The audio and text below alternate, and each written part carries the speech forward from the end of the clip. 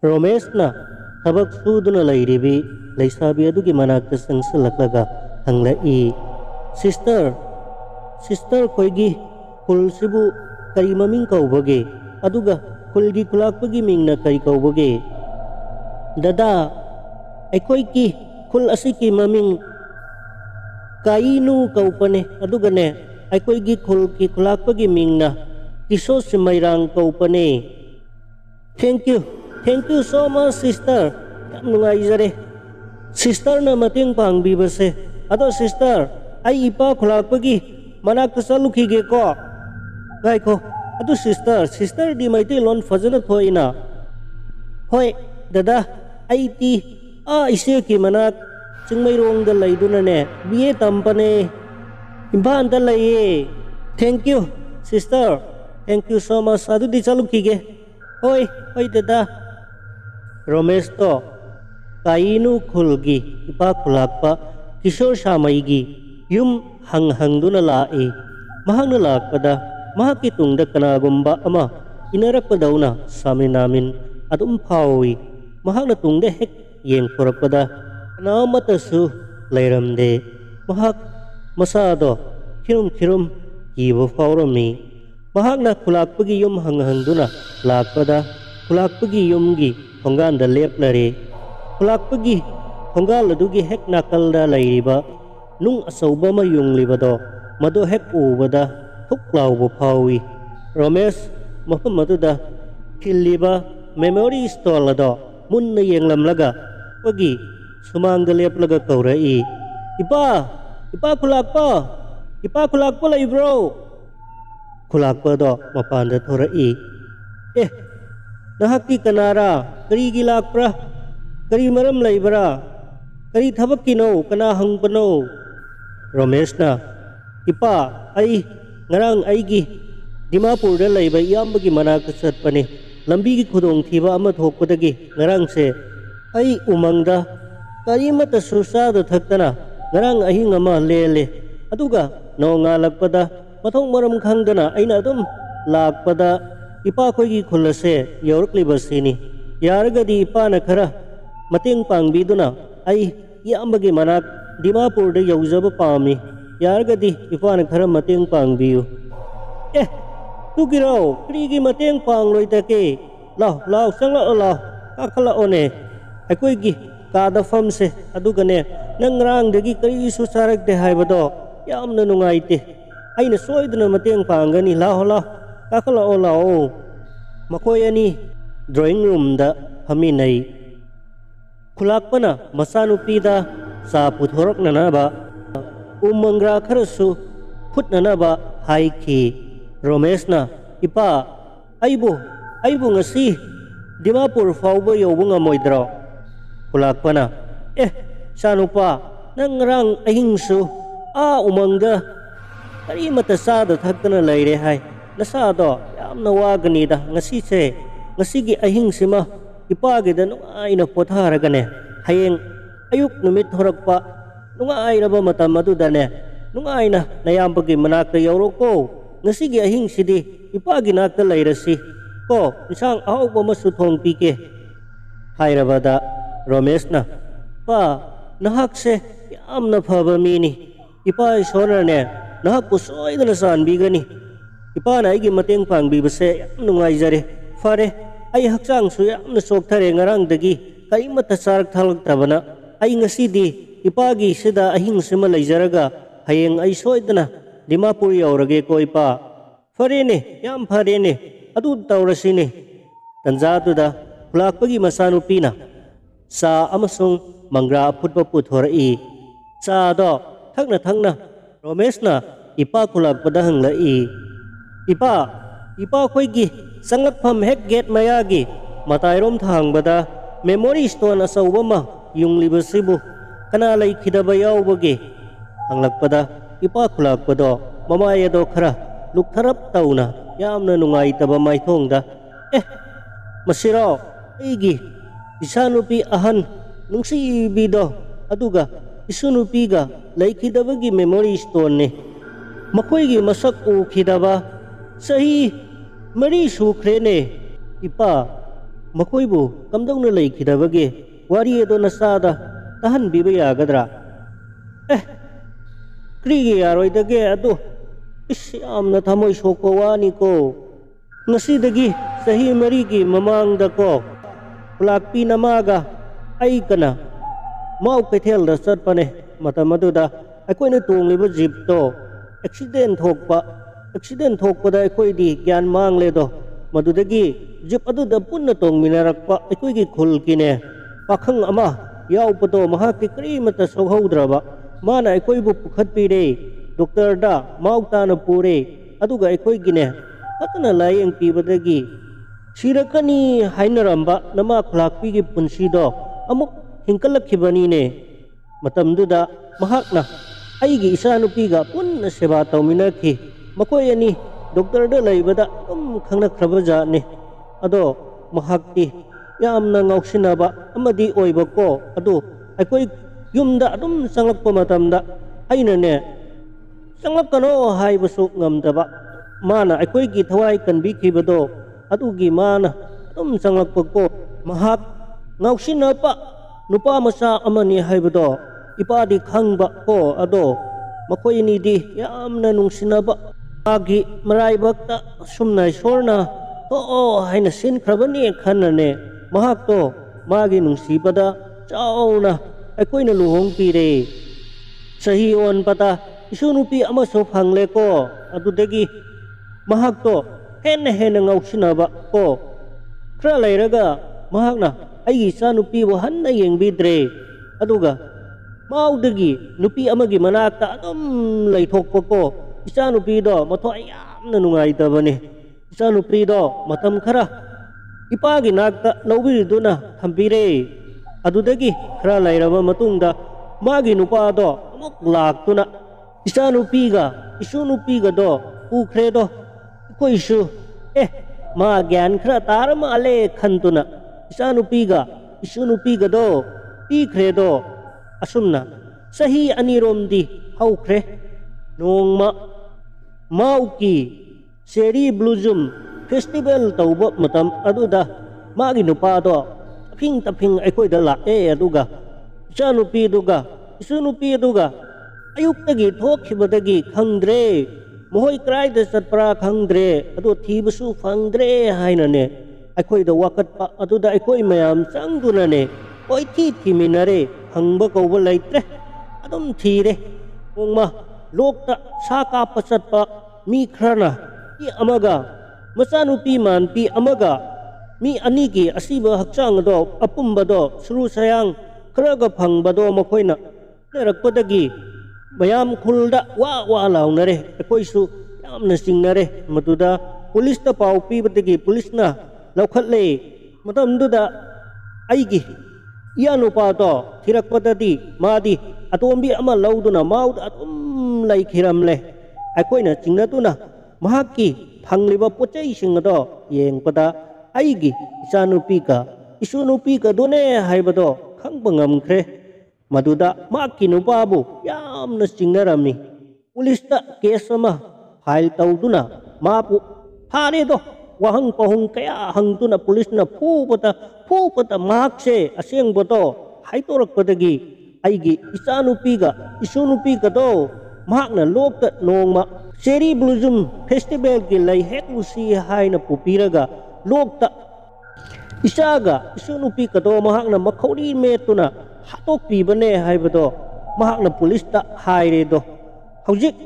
इयानुपातो मादी अदुम येंदा Larry अइगी नुंसीरबा इचानुपी अमदि इसुनुपीदो मखोइगी memory स्टोनने अइगी gate की हेक नाकंदा थमलिबदो आई मकोइबो अदम काउतबा नंगना ngasi वादो हंगलकपदा अइगी मिटकी पीसे अदम लाए हाइरगा इपा खुलाकपदो तप्तुना लैख्रे रमेशना इपा करिमता वारुरनो इसोरना असुम थोवो हाइना तमखिबननी करिमता खलुरनो इपागी इसाबु कयानो अइगी इचानुपी अनी खक्तने हौजिक लैरिबा चा पुथोरकपा नचनुपीदो मागा कि मचे गतने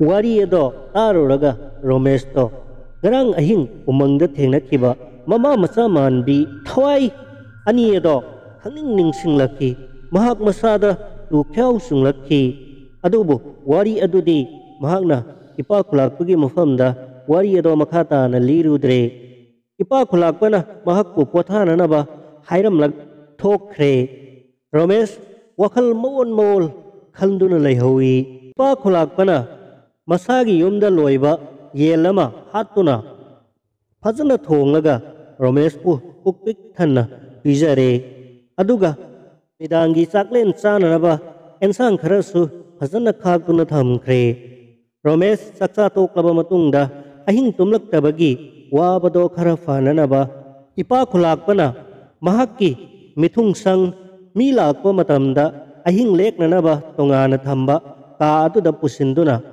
ahing tumlaktabado ngahak masado pothananaba haire Romeshna ka aduda thariba phamung aduda kakhatuna ngahak hiptharami ngarang ahing tumlaktabagi mahak sumasado waman khibana nungai na ngahak tumtharure mahak ki mamangda ngarang umangda thengna khiba mama masani aduna mahak pukhana naba koitan talakami mahak na yamna kanna sen bohonarami adubu sen badi sungam ngamlamde mahak na wamalladuna ma haina hangkau kaurakpada mahak mikap thoraklami mahak na mikap thorakpada ipa khulakpagi mithung sang kaadu da tumli haibado khanglakki mahak matomta kaadu da laibado hainarakraduna mapanda thorakle aduga namidang wairamgi nami banungsina liri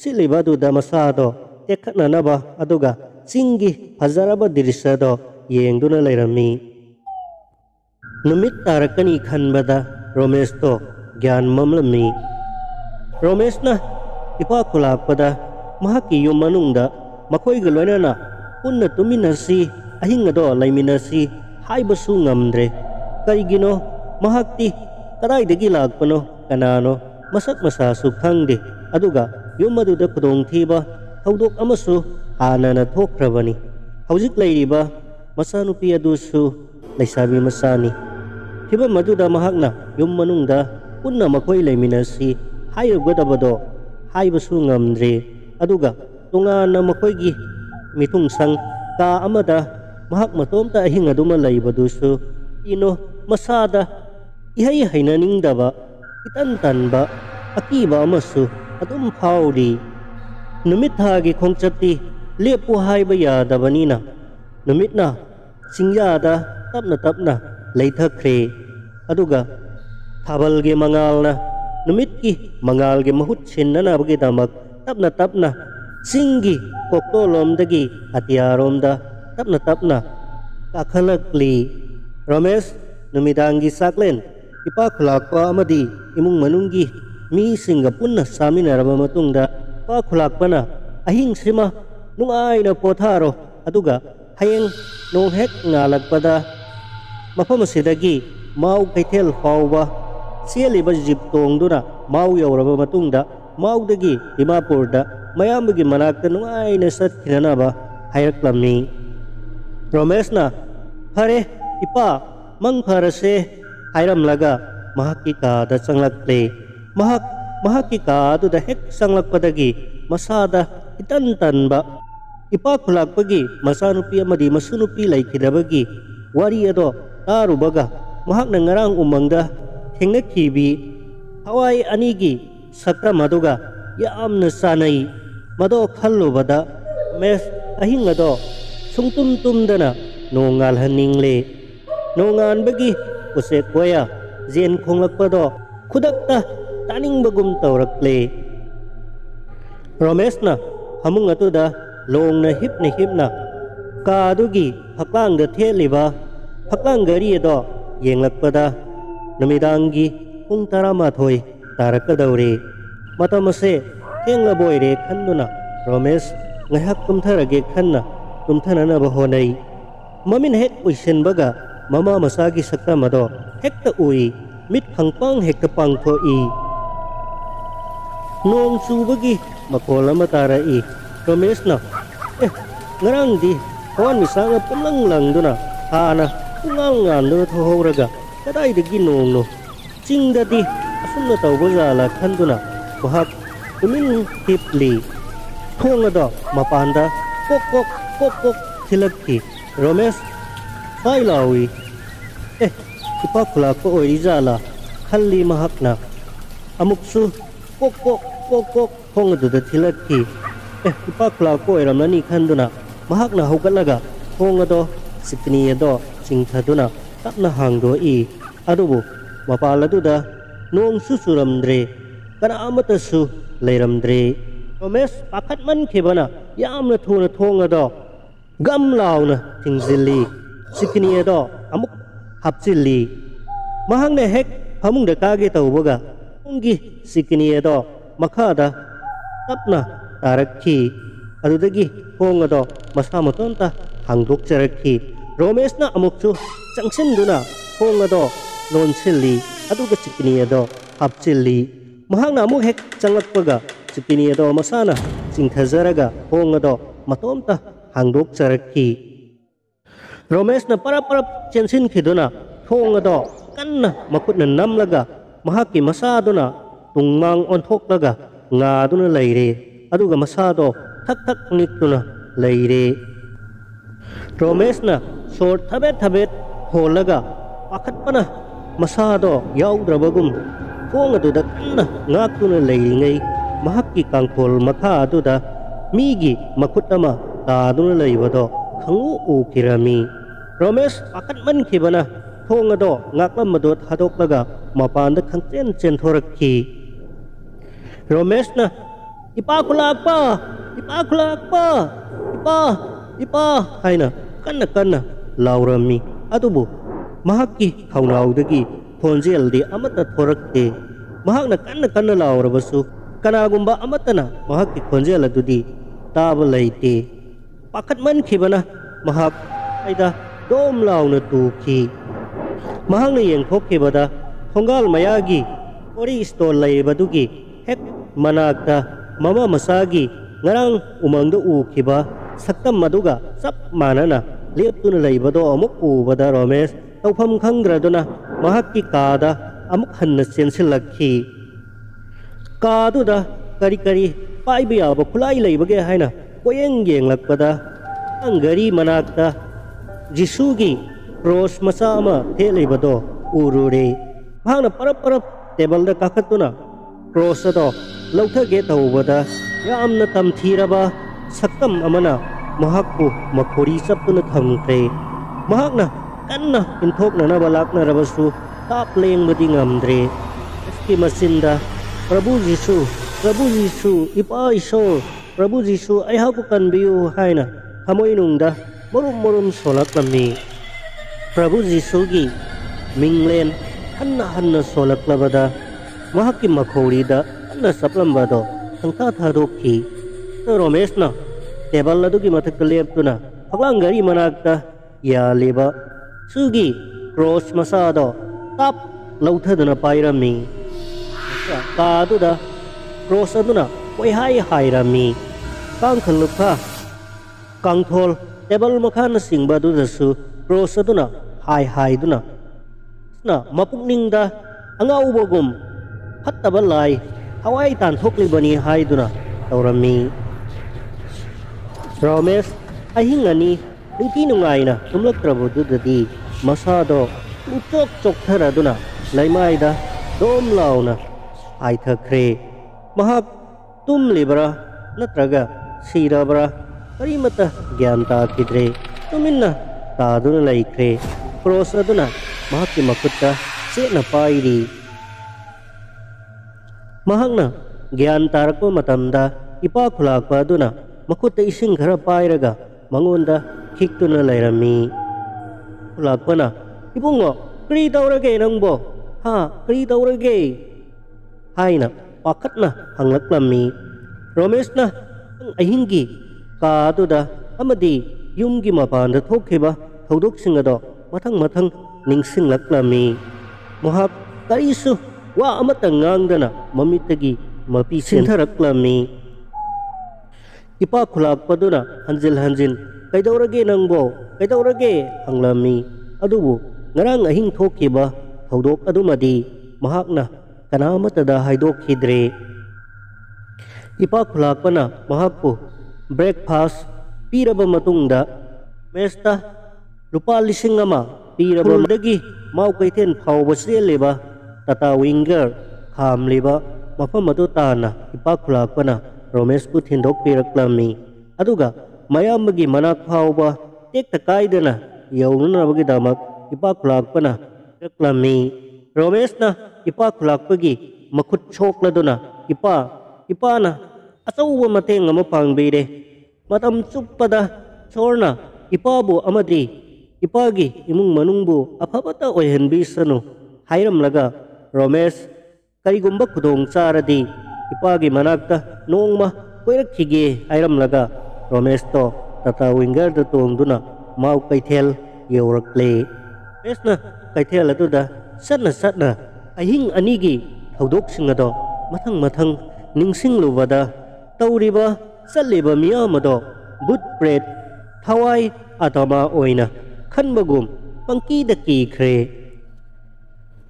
hotel ꯆꯪꯗꯨꯅ ꯆꯥꯛ ꯆꯥꯊꯣꯛꯂꯕ ꯃꯇꯨꯡꯗ ꯃꯌꯥꯝꯕꯒꯤ ꯃꯅꯥꯛꯇ ꯗꯤꯃꯥꯄꯨꯔꯒꯤꯗꯃꯛ ꯈꯣꯡꯁꯥꯟꯈ꯭ꯔꯦ꯫ You must die.